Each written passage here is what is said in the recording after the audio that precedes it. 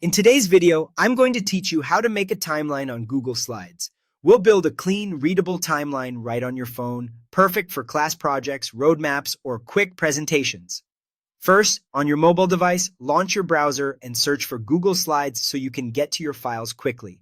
Then open your presentation in the Google Slides app. Double-tap the slide where you want the timeline to enter edit mode. I recommend choosing a blank or simple layout so the timeline stands out. To create the main axis of your timeline, tap the plus icon at the top to open Insert, then choose Line and select Basic Line. A starter line appears with blue handles. Drag those blue dots to stretch the line horizontally across the slide. Keep your movement side to side to stay level.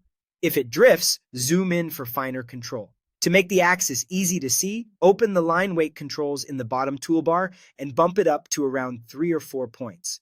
A thicker line improves visibility on small screens and when presenting. Next, add your milestone nodes. Tap the plus icon again, choose Shape, and pick a simple option like a circle or a square. Place the shape near your line, then pinch to shrink it to a small, consistent marker. Drag the shape directly onto the line to mark your first date.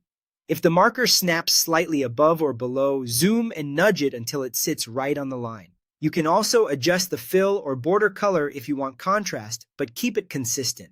For the rest of your timeline, duplicate that marker so every node matches. Tap the shape you just created, choose Copy, then tap an empty spot on the slide, select Paste, and drag the new copy further down the line.